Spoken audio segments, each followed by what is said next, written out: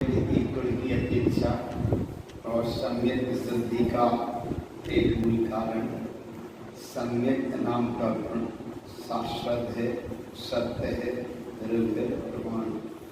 ऐसी सम्यक की विधि बताते हुए श्री गुरु महाराज एक भावना भाई कि सम्यक को कितनी तरह से सिद्ध किया और उसी सम्यक की सिद्धि के क्रम में एक कहीं 8वां विषय चल रहा सम्यक की सिद्धि और विशेष सिद्धि कैसे हो। तो यहाँ 11 अंक 14 मूल की बात थी। पूरा द्वादशांग का ये सार है और श्री गुरु महाराज ने अध्यात्म की साधना से एक एक अंग को अपनी इतनी गहराई से लिया है, उसका सार, उसका मर्म, उसका अनुभव और उसकी अनुभूति ऐसा मार्ग को बताया।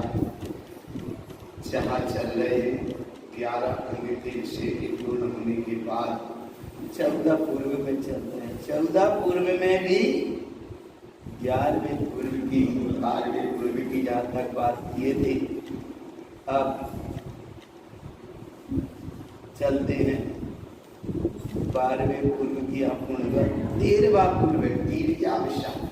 आगम के अनुसार क्रिया विशाल पूर्व है, तो गुरु महाराज ने इसे क्रिया विशाल ही कहा है, क्रिया विशाल। और इस क्रिया विशाल के पूर्व में जो है 9 करोड़ पद है। कितने पद है? 9 करोड़। कितने पद है? 9 करोड़। 9 करोड़ यहाँ पद है। पुरुषों की 72 कला और स्त्रियों के 64 गुण। देखो बड़ी सही चीज है, बार बार हर बार पढ़ो, हर बार अनुभव में लिया करो। पूरा अध्याय महासागर सब चीजें आई और इसमें समान इसलिए है। एक रात्रि में यहाँ 10वें पूर्व की भी बात हो रही थी, तो रात्रि में 11 अंग 9 गुरु का पाठ ही मिथ्या दृष्टि है और वहीं तक सब घटना घटती है।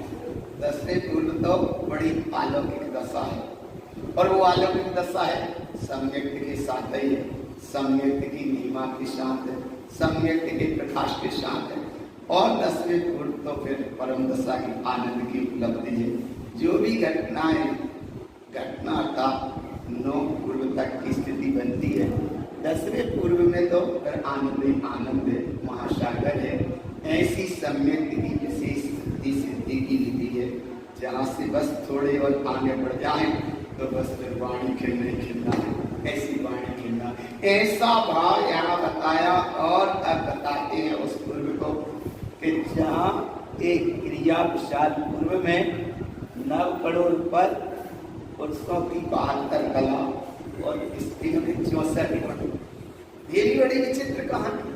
अभी तक ये पढ़ते आए या सुनने में आते हैं, कला 72 पुरुष की ताकत और श्रद्धा, एक जीव की जीव का और एक जीव बुद्धा।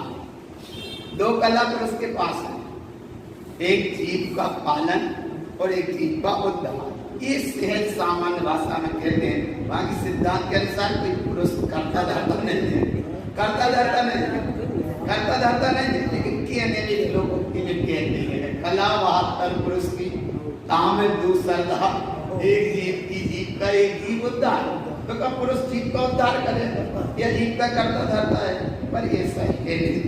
मूल बात ये है, उसमें भी ये अनुभव की बात है कि 72 कला में भी 70 कला की अधिकारी तो महिला है, 2 पुरुष के पास है। और यहाँ जब सिद्धांत के अनुसार लिखने में चिंतन में आया तो इसमें ये पूरी कला, पुरुषों की 72 कला और स्त्रियों के 64 गुण। अब इस पूरे क्रिया विशाल पूर्व को श्री गुरु महाराज ने देखो एक गाथा में कहा। गाथा नंबर 74 देखो।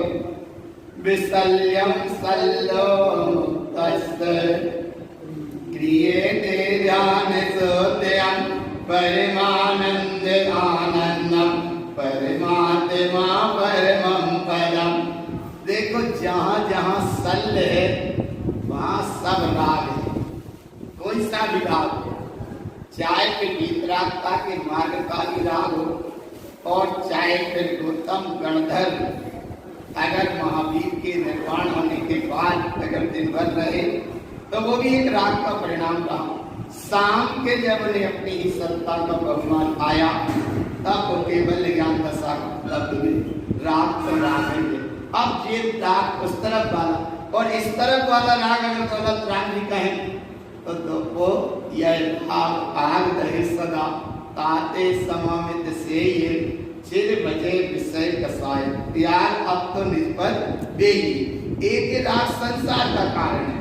श्री गुरु महाराज ने राग को उपदेश शुद्ध सार ग्रंथ में 9 तरह से बताया, 9 तरह से राग बताया। तो राग का पूरा परिणाम सल्ल से जुड़ा है, वो सल्ल का पूरा परिणाम राग से जुड़ा है। जहाँ सल्ल है वहाँ कहीं ना कहीं राग है, और जहाँ राग है तो यहाँ गुरु महाराज कहते हैं विसल्यम सल्यम जहाँ सल्ल से मुक्त है, विसल्य कहाँ माने सल्ल से मुक्त रूप अवस्था है और एकमात्र शुद्ध आत्मा के ध्यान में ही जो रत है क्रियते माने आत्मा के ध्यान में जो संयुक्त है, आत्मा के ध्यान में रत है और जहाँ आत्मा के ध्यान के भाव में रत है उस भाव का दशा वीतराग भाव है, वीतराग स्वभाव है, वीतराग स्वरूप है और वीतराग स्वरूप की दशा का नाम है परमानंद आनंद।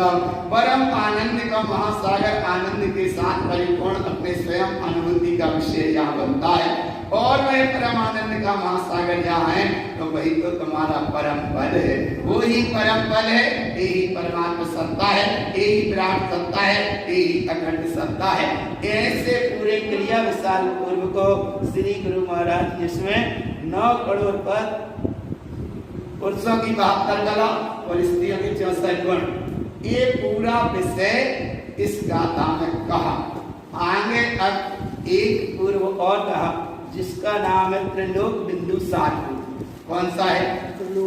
त्रिलोक बिंदु सार पूर्व में और यहाँ लोक बिंदु सार पूर्व का त्रिलोक बिंदु सार आगम में अध्यात्म में गुरु महाराज लोक बिंदु सार पूर्व और इसमें अरे 12 करोड़ 57 लाख पद है। कितने?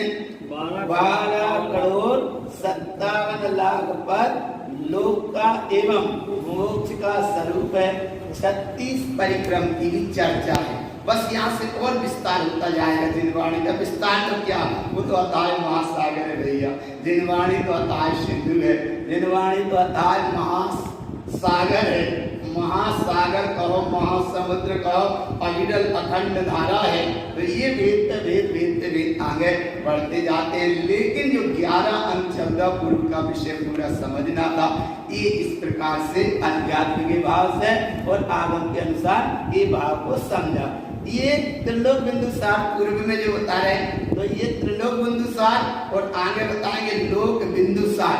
लोक बिंदु सार पूर्व में एक बार फिर याद करो, देखो 12 करोड़ 57 लाख पद लोक का एवं मोक्ष का स्वरूप 36 परिक्रम की चर्चा। तो मोक्ष का स्वरूप बता दिया, अब यहाँ जीव का स्वरूप बता दिया, बिल्कुल शुद्ध सिद्ध है। और अंतिम में अब मोक्ष का स्वरूप बता दिया। मोक्ष तत्व कैसा है? बोले वो भी शुद्ध है। और जीव तत्व कैसा है? वो भी शुद्ध है। सब रस चक्कर क्या है? बोले सब संसार का है। तो इसलिए वहां सबसे दृष्टि हटाकर श्री गुरु महाराज ने इस मोक्ष तत्व को और त्रिलोक सार बिंदु पूर्व को कितनी गहराई से कहा। इस गाथा को देखो, गाथा नंबर 75। लोकालोकं च वेदन्ते विश्वमानो स्वयं प्रभु पुण्यानं विलयं जानते ज्ञानं भुवनवासकरम्। लोक बिंदु सार को मतलब कि जिस लोकालोक में एकमात्र लोकालोक माने इस लोक में या 14 राज्यों की पूरी इस लोक संज्ञा के नाम में 3 लोक में अगर सारभूत है तो बिंदु बिंदु अर्थात निर्विकल्प सत्ता और निर्विकल्प सत्ता माने चेतन सत्ता। इस लोक में अगर अनुभूति बिंदु कहते हैं निर्विकल्पता को, ऐसी निर्विकल्प सत्ता ही सारभूत है। और ऐसी सत्ता जहाँ सारभूत है तो वेदन्ते उसका तुम अनुभव करो। और विश्वमानो स्वयं प्रभु, इस विश्व विश्व में भी अगर मानने लायक तुम्हें कुछ है तो वो अपना स्वयं प्रभु अर्थात आत्मा प्रभु, स्वयं की सत्ता आत्मा को नहीं मानते या नहीं पहचान पाते, नहीं जान पाते, तो कहीं ना कहीं दीनता पराधीनता का चक्र अनंत काल की यात्रा चलती रहती है। इस विश्व में जीव अपनी विश्व में चेतन सत्ता को स्वीकार करे तो वो स्वयं भगवान आत्मा ही है, और अपनी चेतन सत्ता को स्वीकार नहीं करता तो इसी विश्व में वो परिभ्रमण कर रहा है। दोनों शब्द विश्वमानो स्वयं प्रभु।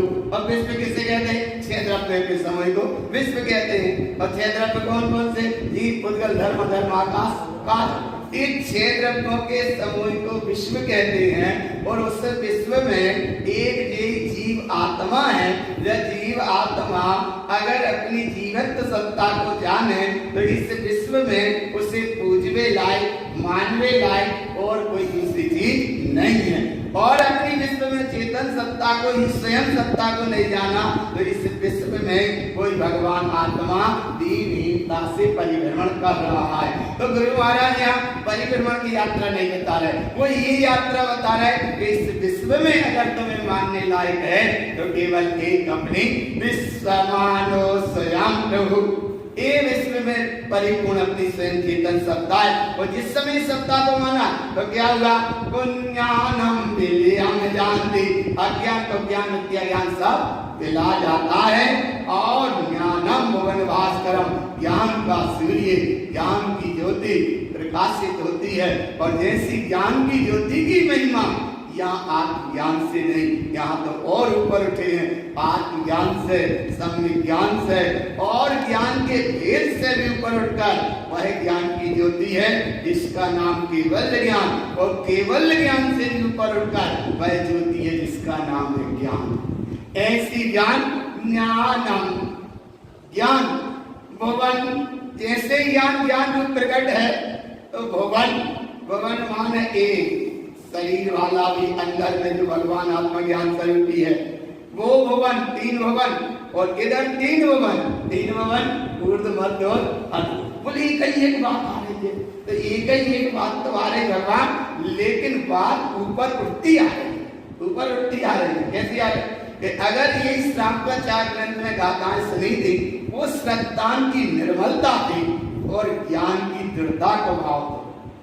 वहां क्या था? श्रद्धान की निर्मलता और ज्ञान की दृढ़ता।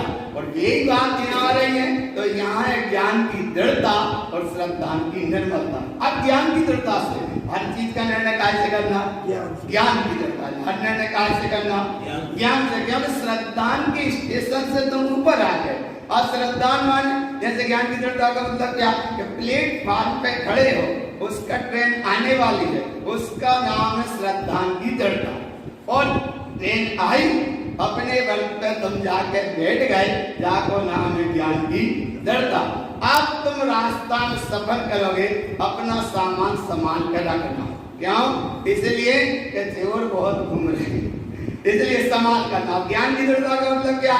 संयम रतन संभाल, विषय को बहुत गलत है। तो जहाँ श्रद्धान की दृढ़ता और ज्ञान की निर्मलता थी, और यहाँ ज्ञान की दृढ़ता है और श्रद्धान की सहज में निर्मलता है। ऐसी ज्ञान की दृढ़ता के साथ हर चीज का निर्णय करते जाओ, जिससे ज्ञानम भुवन भास्करम, जैसे सूर्य का उदय हो रहा है तो अंधकार अपने आप दूर हो जाता है, ऐसे ही आत्मज्ञान, ज्ञान सूर्य का उदय होता है तो ये तो ज्ञान अपने आप सब मिला जाता है। इसका नाम है विश्वमानो स्वयं प्रभु। ये अंतिम 14वां पूर्व था, जिसका नाम था त्रिलोक बिंदुसारपुर, लोक बिंदुसारपुर। और इसकी महिमा बताई थी 12,57,00,000 पर। उसमें लोक का एवं मोक्ष का पूरा स्वरूप बताया। 36 प्रकार के परिक्रम की भी चर्चा आई, और गुरु महाराज ने एक गाथा में एक बात बताई। अब अगला विषय ये यहाँ पूर्ण होने के बाद अब अगला विषय यहाँ से बस एक बार याद देखो। अक्षरात्मक शुद्ध ज्ञान द्वादशांग अंग रूप है, उसमें समस्त पद कितने हैं? ये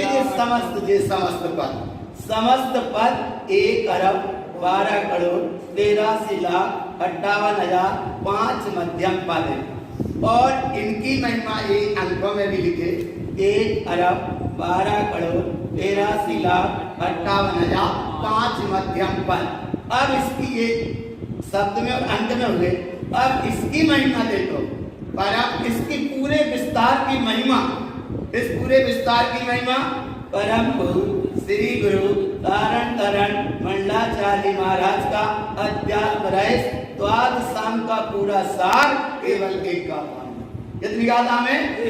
जितनी गुरु महाराज की और द्वादशांग वाणी की।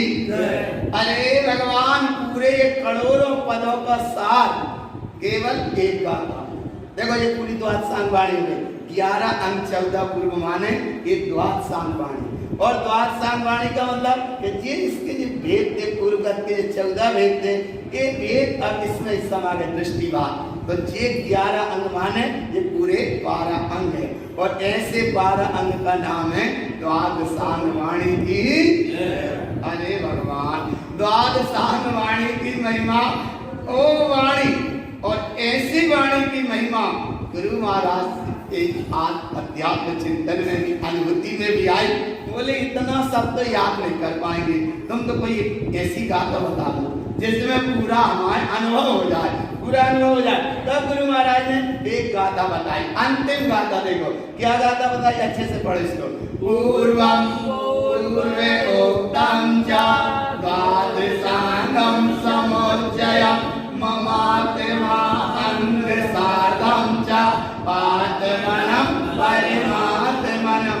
आत्मा ही परमात्मा है, पक्का पक्का। क्या? आत्मा ही परमात्मा है। और पूर्वम कहते हैं जिन वाणी को, पूरी द्वादशांग वाणी को पूर्वम एक शब्द में कहा माने पूर्वम। पूर्वम माने पूरी द्वादशांग वाणी।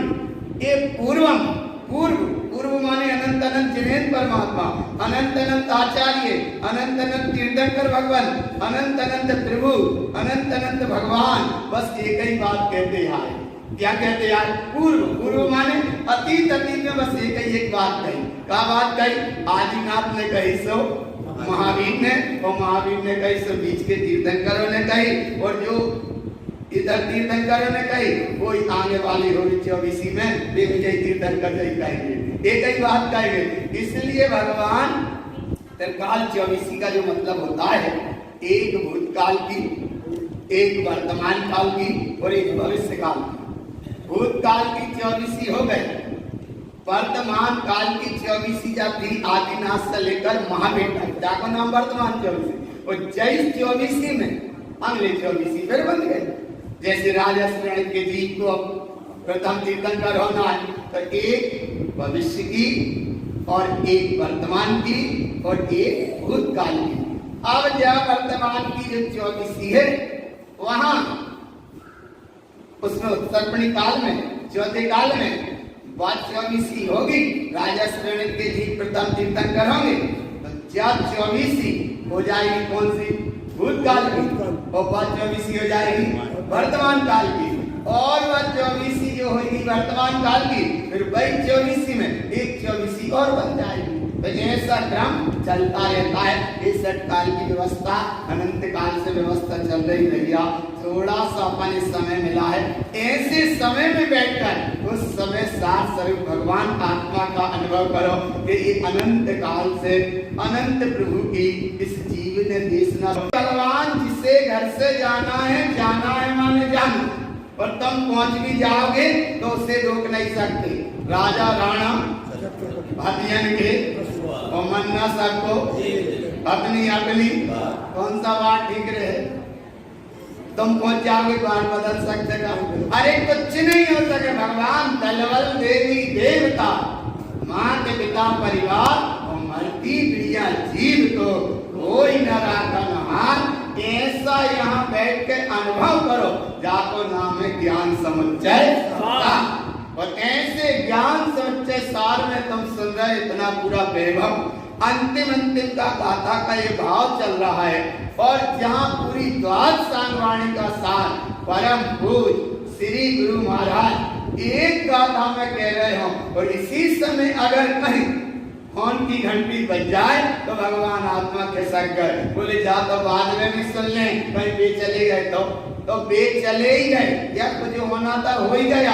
लेकिन भगवान बे तो गए अपने आयु कर्म या जैसी जो कुछ व्यवस्था थी, कर्माधीन व्यवस्था थी, पैसा हो गया उस जीव से अनुसार, लेकिन तुम पालू में चले, हम कहाँ आप न जान। अरे बोले ऐसे कैसे नहीं जाने, सब हमारे घर का मामला।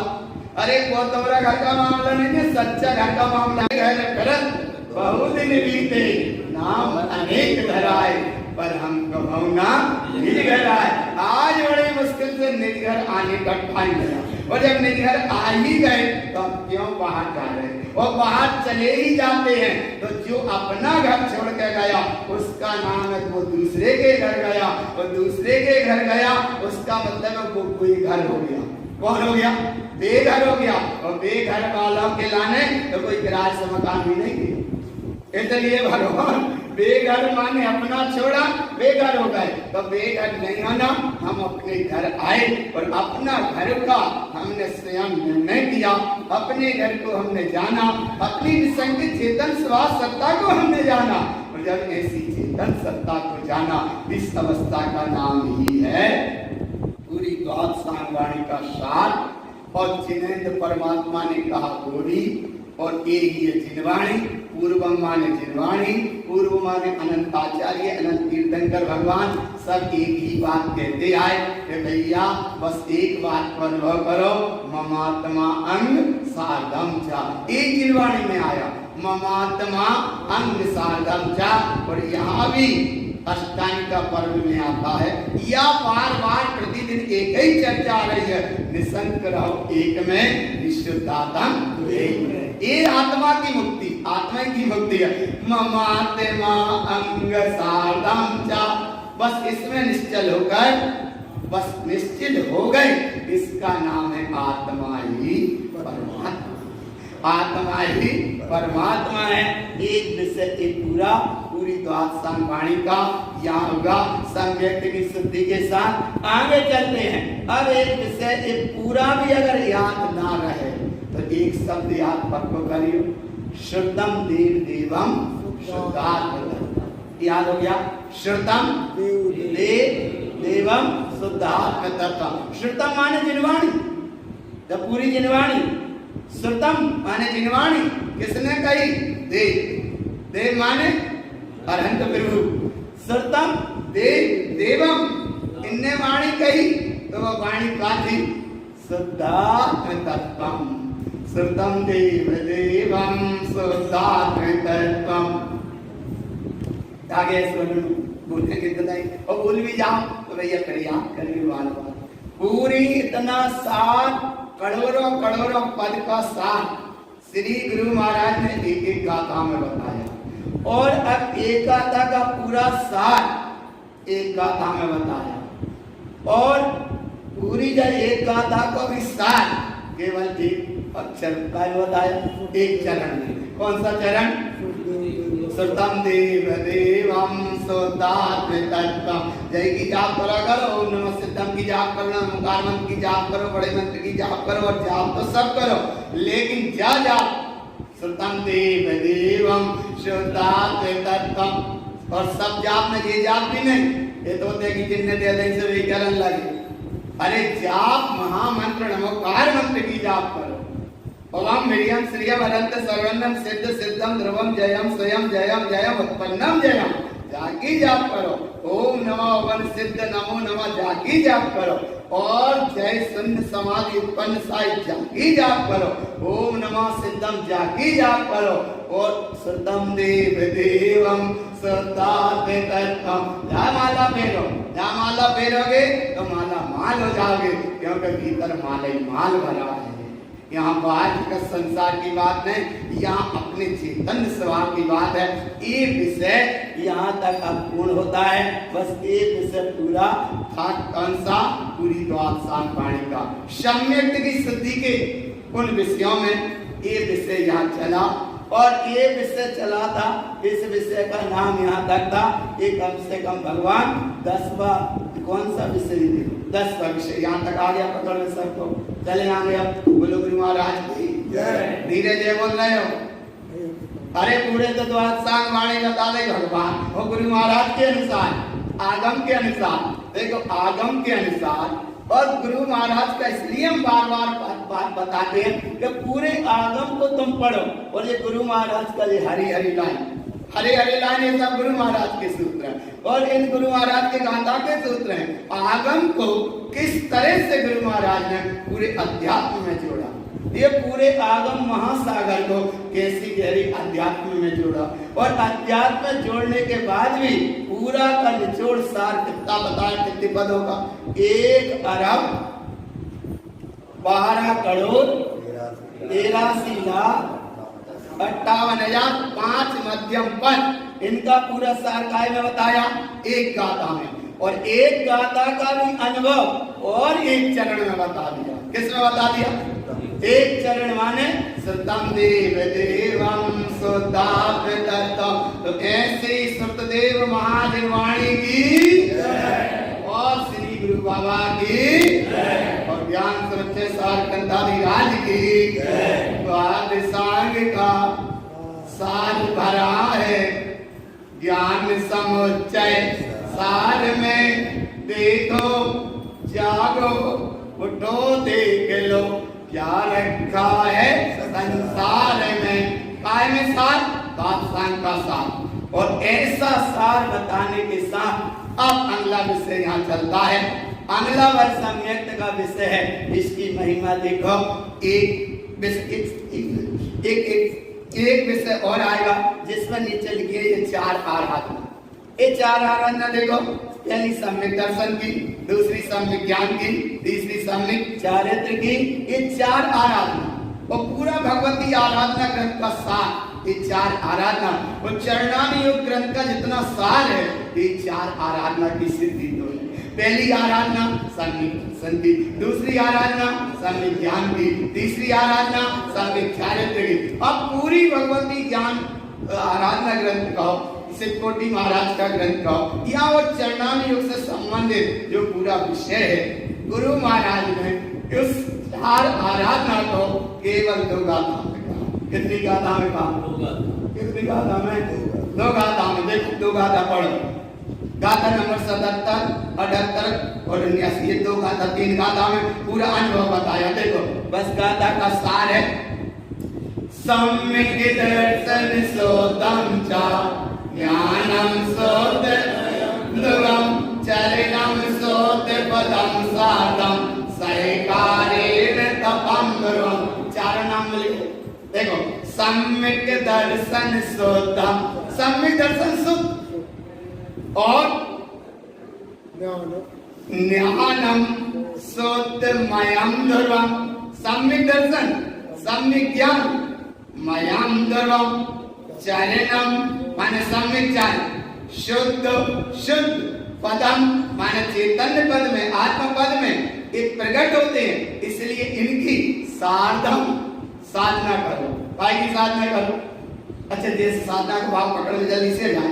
साइकिल तुम लेके जा रहे हो, भाई साइकिल पे एक का तेल भरा वो वाला डब्बा भी टंगा है, एक में दूध भरा है वो भी टंगा था, और संयोग की बात घी भी भरा एक डब्बा वो भी टंगा। कितने डब्बा है? 3। एक में पानी है, एक में तेल है और एक में दूध है और एक में घी। अब विचार करो भगवान, एक में घी, एक में दूध और एक में पानी। और संयोग की बात हैंडल का थोड़ा सा तुम्हारा बैलेंस गड़बड़ गया।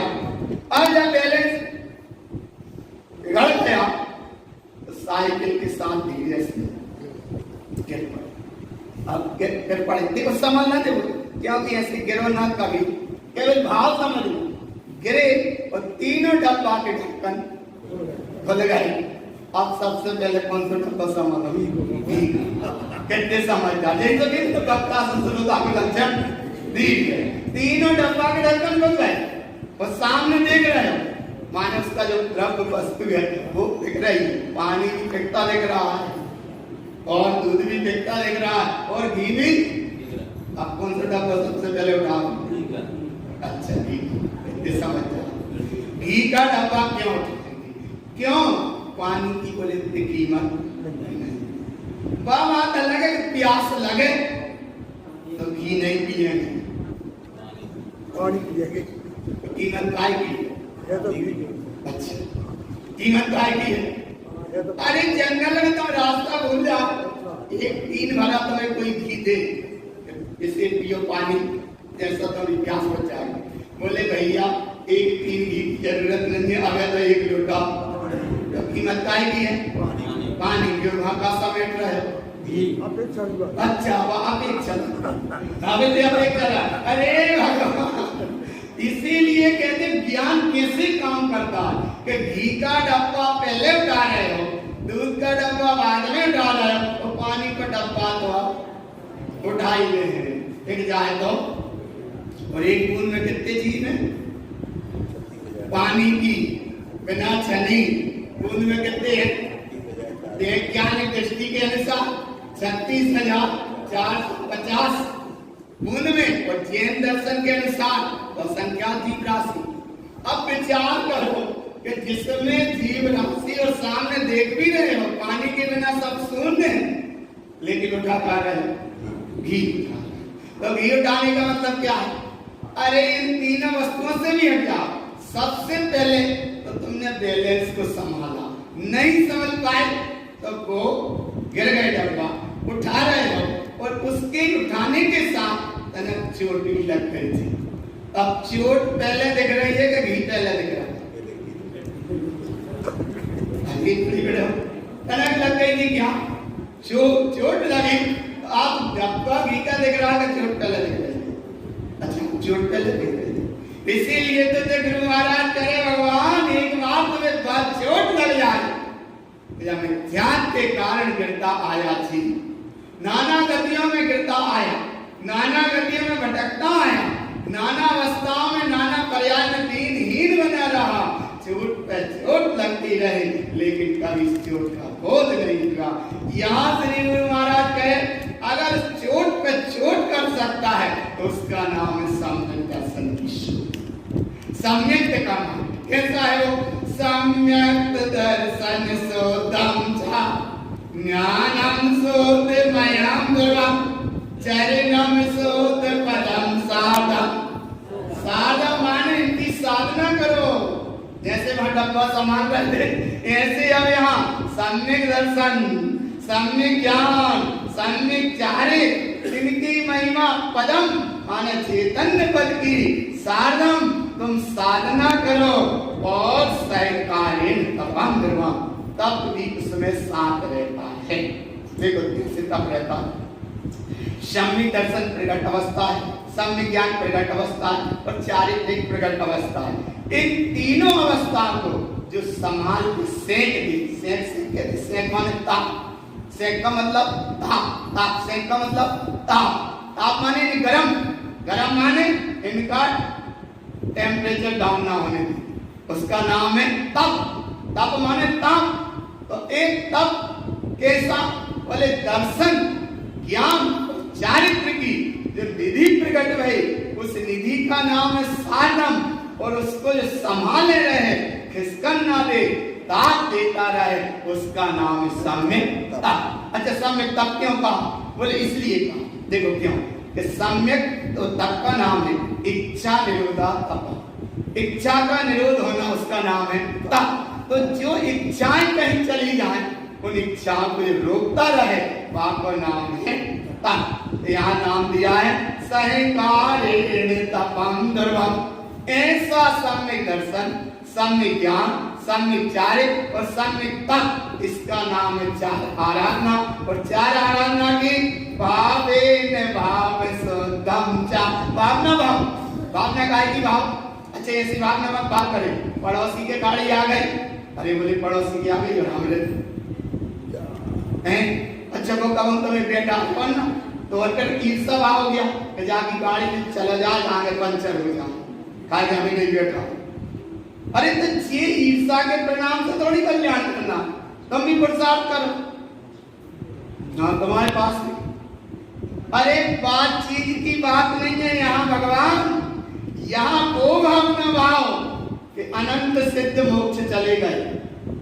हम जाने लगे कितने सिद्ध मोक्ष हो गए, बोले अनंत सिद्ध मोक्ष हो गए। और देखा हम संसारी तो थे, मैंने संसार अवस्था में थे, देखा हो गए सिद्ध हो गए। अब इन्हें कहा नहीं लगे कि अनंत सिद्ध हो गए और अनंत सिद्ध हमारे साथी थे, वे सिद्ध भगवान हो गए और वे हमारे साथी सिद्ध हो गए और ये भगवान आत्मा है भगवान जाकी छाती जान छाती हृदय आया ना, माने हमारे साथी माने सिद्ध प्रभु अनंत सिद्ध प्रभु मुक्त हो गए, वे संसार में थे, वे मुक्त हो गए और मुक्त होते भी जा रहे हैं। सिद्धनंतम मुक्ति प्रवेशम शुद्धम स्वरूपम गुणमालयितम जेकेवी भक्त्याम सम्यक सुतम देहाति मोक्षम। अब जिनेन्द्र की बात है, जिनेन्द्र भी कह रहे हैं सिद्ध अनंत हो गए, अनंत जिनेन्द्र प्रभु यही कह रहे हैं कि भैया कोई भी जीव इस सम्यक को स्वीकार करेगा वो भी मोक्ष जाएगा। कथितम जिनेन्द्रम, ऐसा जिनेन्द्र भगवान ने कहा। तो सिद्ध चले गए, अनंत सिद्ध हो गए, अनंत जिनेन्द्र प्रभु कह रहे हैं और भगवान आत्मा गुरु महाराज भी कह रहे हैं। और यहाँ ग्रंथ में तुम पढ़ भी गए, इतना सब पढ़ने के बाद अनंत अनंत साथी जैसे सुनो जल्दी से दिमाग में बैठ, सियाने होते हैं उनके सानिध्य में बचपन जैसे मित्र वे चले जाते हैं और वे एक सियाने से बुजुर्ग रह गए, उनसे पूछी कि तुम्हारे साथ के कहाँ गए, बोले भैया हमारे साथ के तो सब ले, माने हमारे साथ के सब ले चले गए, वो समझ लिया गए। ऐसे कहते हैं बुजुर्गों से, तुम पूछो उनके पास बैठ गए तो वे एक ही बात कहते हैं, हमारे साथ के जितने आते वे सब ले चले गए, बस समझ लिया गए। अब उनसे पूछो कि तुम कब जे हो, तब बोले जब भगवान उठा लेंगे, माने हमें भी भगवान पे विश्वास है, वे उठा ले आएंगे। अरे भगवान ये सारी विडंबना, एक बात का अनुभव करो, अरे हमारे साथ ही चले गए तो हम भी कम नहीं है, एक दिन हम भी जाएंगे, लेकिन जाने के पहले जाग कर जाएंगे। कैसे जाएंगे? अच्छा साथी चले गए धोखे में, तो अब जैसे साथी चले गए धोखे में तो बोले हम कैसे जाएंगे, एक गए धोखे में और एक गए चोखे में। चोखे में गया उसका मतलब है भावना से गया, जाग के गया, खड़ा होके गया और जागरूक अवस्था में गया, और जो धोखे में चले गए वे चले गए, हम मिलने वाले जल्दी से।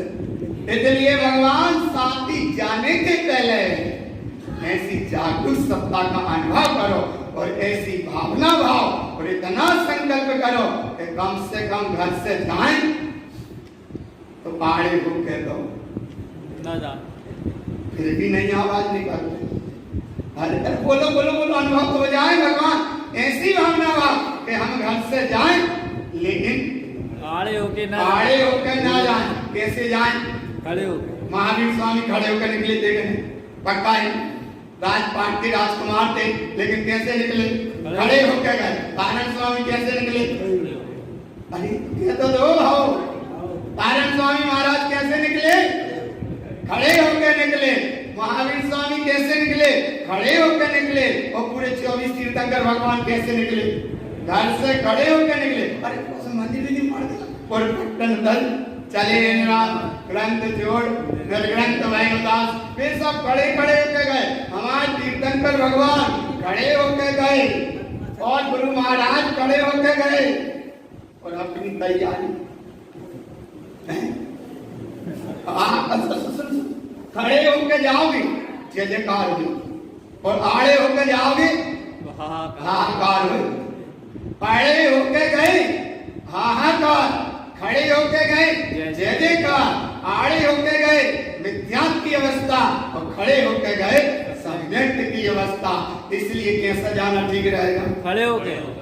आगे भी जोर से नहीं बोल रहे, खड़े होके जाओगे जय जयकार, आड़े होके जाओगे हाहाकार, जाना तो पड़ेगा। जिस दिन मौत की सहजादी कैसे आएगी? सज धज के आएगी, ना सोना काम आएगा ना चांदी काम आएगी, और भगवान आत्मा शरीर छोड़ के तो कैसा जाना ठीक है? खड़े हो गए, पक्का क्या बोल रहे हैं? अबे नहीं बोलना चाहिए, पक्का कर लो।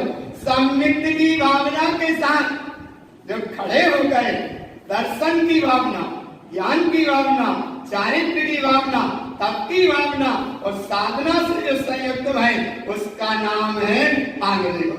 आराधना चतुर्वारी, कितने प्रकार की आराधना? 4 प्रकार। आराधना चतुर्वारी भाविनम सुतचेयनम मयमूर्ति समम सोतम अपा परिमप संयतम। 4 प्रकार की आराधना की भावना भाव, सम्यक दर्शन की, सम्यक ध्यान की, कितनी सरल, सम्यक दर्शन की, सम्यक ज्ञान की, सम्यक चारित्र की, 4 तरह की ये भावना भाव। इस भावना का फल क्या है?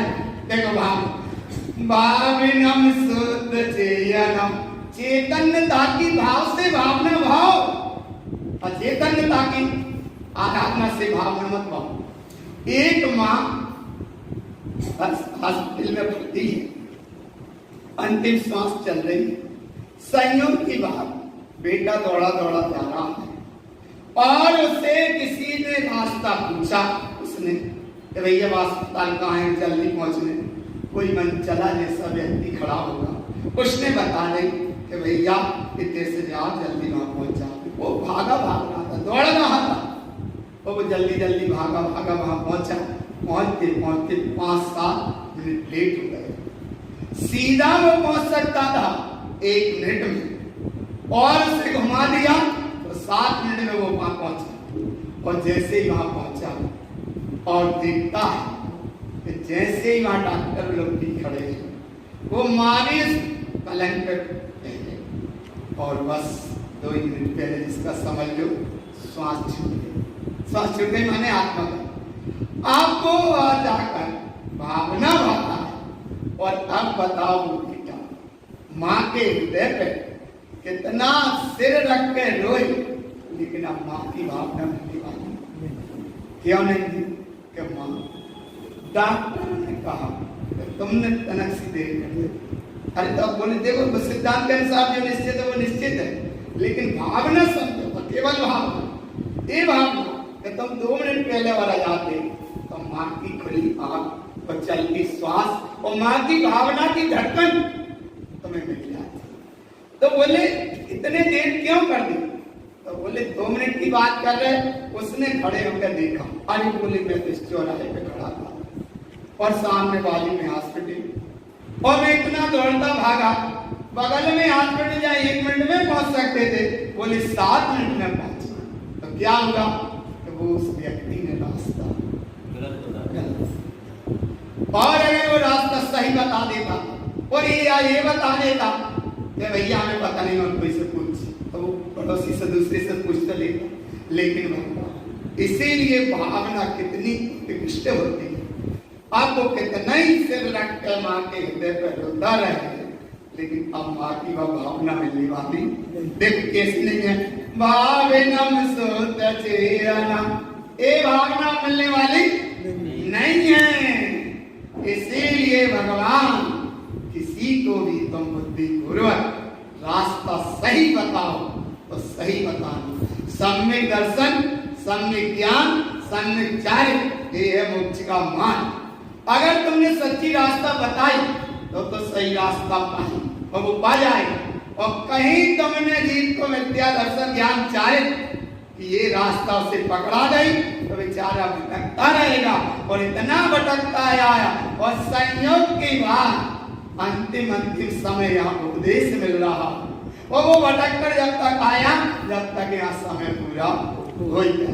अब समय पूरा हुआ और देखा भैया तन्ने बोले 2 मिनट 5 मिनट पहले आ जाता तो तुझे वो भावना मिल जाती। कौन सी? भाविनम सोचेयनम, ऐसी भावना की चैतन्य के उपयोगिता के स्वभाव की ओर जाने की बात मिल जाती। तुमने थोड़ी सी देर कर दी। इसी किसी को अगर वो कहते हैं, बार बार कहने में आता है, अगर किसी को अमृत ना पिला सको तो जहर पिलाने से करना, और अगर बाग ना लगा सको तो आग लगाने से डरो। और अगर भगवान राह ना बता सको तो राह भटकाना मत सीखो। राह भटकाना मत सीखो। कितनी उत्कृष्ट दशा है, कितनी गहरी अवस्था है, कितनी गहरी स्थिति है। बता सको तो राह बताओ, पथ भटकाना मत सीखो। लगा सको तो आग लगाओ, आग लगाना मत सीखो। जला सको तो दीप जलाओ। न भगवान, जला सको तो दीप जलाओ, दीप बुझाना मत सीखो। और भगवान बचा सको तो जीव बचाओ, जीव मारना मत सीखो। भावना अरे पकड़ो भावना। अब यहाँ समझदार ग्रंथ के अनुसार जहाँ कहिए कि एक द्रव्य दूसरे द्रव्य को करता बिल्कुल यही है। कोई वो मरेगा अपनी आयु से मरेगा। वहां बात पर देखी बात पर वह देखो भगवान महाविनम सोद भावना ऐसी वहां भगवान के अनंत सिद्ध हो गए, अनंत तीर्थंकर प्रभु हो गए और अब संसार में यात्रा चल रही। इसलिए अब संसार की यात्रा का अंत करके हम मोक्ष मार्ग कह रहे हैं हम तैयारी और मोक्ष मार्ग को चलने को है तैयार, जिसका नाम है ज्ञान समुच्चय। और ऐसे ज्ञान पूर्वक चलना और ऐसे ज्ञान पूर्वक चलोगे तो मोक्ष का मार्ग मिलेगा। और भगवान किसी का महल हो चाहे किसी की झोपड़ी हो, झोपड़ी भी एक घर है और महल भी एक घर है, लेकिन भगवान उसी आग से उसी दिया से उसकी झोपड़ी में प्रकाश भी हो सकता है और उसी दिया से बाकी झोपड़ी भी जल सकती है। इसलिए भगवान अगर कर सको उसकी झोपड़ी में दिया का प्रकाश तो कर देना, लेकिन कई बार दिया से खिसक गए और भाई झोपड़ी में लग गई कहा, तो इसलिए कितना कर सकते हैं, बता सको तो राह बताओ। इतना भाव आया जाको नाम है भगवान सम्यक दर्शन ज्ञान चारित्र की तब की भावना। और ऐसी भावना और सबसे हटके भावना केवल एक भाव, मैं मूर्ति समम श्रोता। ये चैतन्य ज्ञान की ज्ञान मूर्ति चैतन्य सत्ता अपने आप में परिपूर्ण है और ऐसी परिपूर्ण सत्ता का नाम है अप्पा परमप्त संयुता। आत्मा ही आत्मा ही आत्मा ही। अब ऐसी परमात्मा की महिमा आगे देखो गाता अप्पा परमप्त तुल्यम च।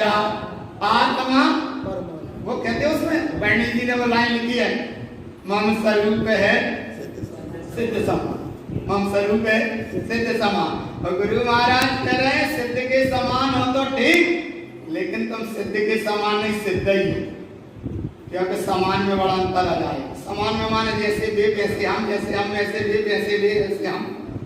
समान में दो, समान में माने दो और अनुभव में केवल एक। माने तुम्हारा बेटा और तुम्हारे भैया का बेटा, बेटा तो दोनों समान है लेकिन अंतर है, एक तुम्हारा बेटा और एक तुम्हारे भैया का बेटा। तो भैया का बेटा का है वो कह तो देगा अपने पापा, चाचा से वो पापा कह देगा, लेकिन बाकी सही पापा कौन है ना, वे चाचा ही है। तो चाचा और पापा में अंतर नहीं है, वे दोनों सगे भैया हैं, लेकिन बेटा के लाने तो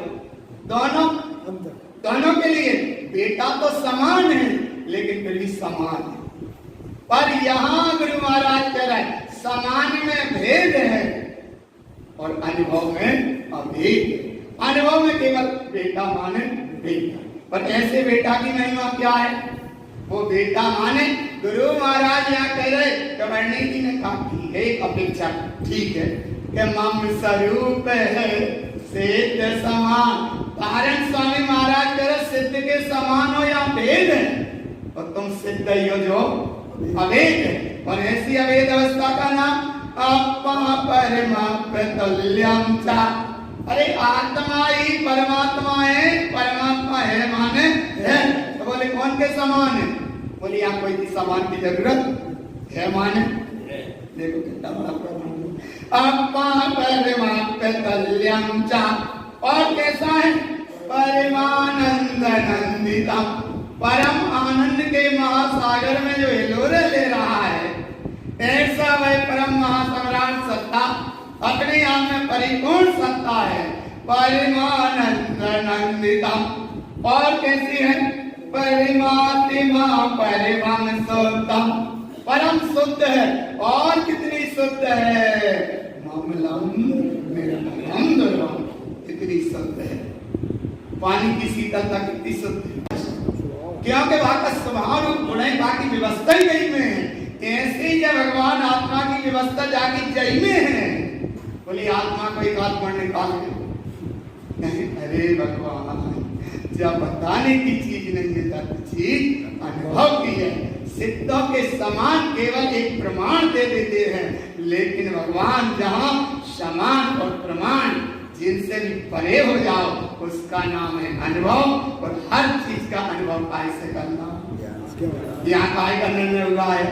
आत्मा का। काय का निर्णय हुआ? आत्मा का। यहाँ तुम्हारा एक विषय पूरा होगा। नव सम्यक्त का, वो सम्यक्त के 25 नंबर गाथा से शुरू करेंगे। कितने वेद हैं? 25 से लेकर 640 करेंगे। और यहाँ 10वां विषय पूर्ण हुआ। 10वां विषय ये पूर्ण हुआ सम्यक्त की शुद्धि का। और अब 11वां विषय। 11वां विषय क्या है? बोले 11वां विषय वो है जैसा कारण है वैसा कार्य। कितना सरल विषय। देखो अब एक बार यहाँ पढ़ लो। कारण, कारण कार्य के नियामक या साधन हेतु को कारण कहते हैं। अर्थात जिसके होने पर ही कार्य होता है और ना होने पर नहीं होता, वह इसका कारण। इस प्रकार कारण वह कहलाता है जो कार्य को अवश्य ही करावे। जैसे सम्यक दर्शन ज्ञान चारित्र की एकता, ऐसा ही कारण है जिससे मोक्ष रूपी कार्य नियम से होता ही होता है। कारण दो प्रकार का, एक उपादान जिसका नाम है अंतरंग कारण, और जो स्वयं कार्य रूप परिणमित होता है वह उपादान अंतरंग कारण। ये उदाहरण कई बार सुने भी होंगे, पढ़े भी होंगे, पर गुरु महाराज के अनुसार गाथा पढ़ने के पहले एक बार सुनी सुनाई बात को पक्की करो, और फिर गुरु महाराज की गाथा के अनुसार अनुभव में लेना। अंतरंग कारण जैसे घड़े की उत्पत्ति में मिट्टी, रोटी बनाने में आटा उपादान कारण।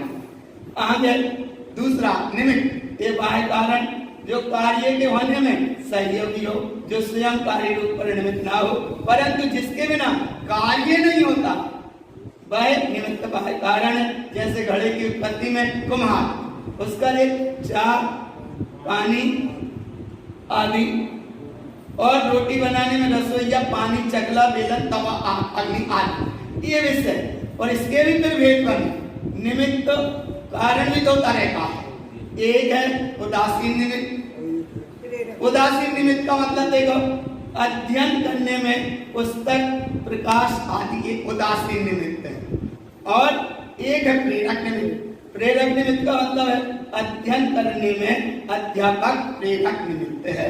जैसे एक बच्चे को पढ़ाने में आ गया वहां पूरा पकड़ में। आप गुरु महाराज की अनुभूति देखो, केवल दो गाथा, कितनी गहरी अनुभूति थी।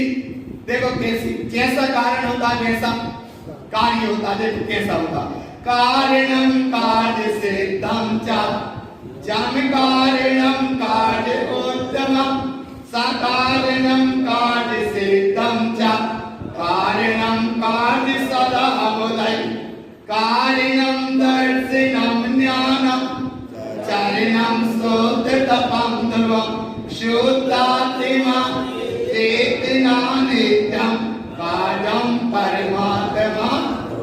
देखो गाथा भी पढ़ लें, अब अर्थ ना भी बताएं, सब अच्छे कारण समझ गए। क्या कारण समझ गए? कि जैसा कारण ऐसा कार्य। अब गुरु महाराज का देखो, कारणम कार्य सिद्धम च, जैसा कारण वैसा कार्य होता है। अब सा कारणम उत्तम, इसलिए तुम अच्छे कारण को सहयोग बनाओ। अब ऐसे समझ लो कि चैत्यालय में जिनवाणी खेल रही है, बाहर पानी बरस रहा है, बाहर भीगोगे तो संसार में ही भटकोगे, और इतने बरस रही है जिनवाणी, इतने भीगोगे तो मोक्ष मार्ग को काम करने को आया ना भगवान। कारण तो है, एक कारण पानी बरस रहा और एक कारण यहाँ जिनवाणी बरस रही, तो कौन सा कारण ठीक रहेगा? अच्छा बोले क्या करें, ये सो कारण बन गया पानी बरसन लगो सो, अरे तो जिनवाणी बरस रही तो कारण जो सही है, तो बोले अब पक्का करना। देखो सकारणम कारणम कार्य उत्तम, अरे पानी बरसन लगो तो तुम रेनकोट लगा के आया ना। उत्तम उत्तम माने पुरुषार्थ आने की बुद्धिपूर्वक आया ना। देखो उत्तम क्यों, साकारणम कार्य सिद्धम च, अरे जैसा कारण है वैसे कार्य की सिद्धि कही जाती है, इसलिए कारणम कार्य सदा उदय। ज्ञानी जनों ने, महापुरुषों ने ऐसे कारण कार्य की व्यवस्था बताई। कार्य और कारण इधर सिद्ध परमात्मा, अगर अनुभव किया तो वह सिद्ध हो गए, तो कारण सही है तो कार्य सही है, और नहीं भगवान केवल आंखों के सत रहे और सब खेती हाथ में आ जाए तो आने वाली क्यों नहीं है, कारण गलत है। क्या घिस रहे हैं, केवल वो कारण चाह रहे हैं सभी, तो कारण कैसा है गलत, तो हाथ कैसे होंगे काली, माने काले माने कार्य कैसा होगा गलत। इसलिए क्या करना, अरे भगवान कारण सही, तो ऐसे यहाँ कारणम कार्य सदा उदय। और अंतिम गाथा में भाग देते कारणम दर्शनम ज्ञानम, अगर सम्यक दर्शन सम्यक ज्ञान सच्चा कारण है, चरणम शुद्ध तपम ध्रुवम, सम्यक चार्य सम्यक तप ये सच्चा कारण है, तो शुद्धात्मा चेतना नित्यम, शुद्ध आत्मा नित्य प्रकाशी ज्ञान स्वरूपी है। और ये प्रभु जब रत्नात्र सम्यक तप सच्चा इसका कारण है, तो नियम से सम्यक दर्शन ज्ञान चारित प्राणी मोक्ष पाएगा। ये है सच्चा कारण, और मोक्ष की जो प्राप्ति हो गई, माने सम्यक दर्शन ज्ञान चारित्र की जो पूर्णता हो गई, वह नाम है कार्य, और पूर्णता से वो जो परिपूर्णता हो गई वह सिद्ध अवस्था नाम है कार्य। इसलिए कार्यम परिमात्मा ध्रुवम, ये शास्त्र बताया। ये सम्यक दर्शन की शुद्धि में 10वां कारण यहाँ बताया, 11वां कारण, 12वां कारण, अब समय अनुसार फिर आगे। बोलो गुरु महाराज की जय।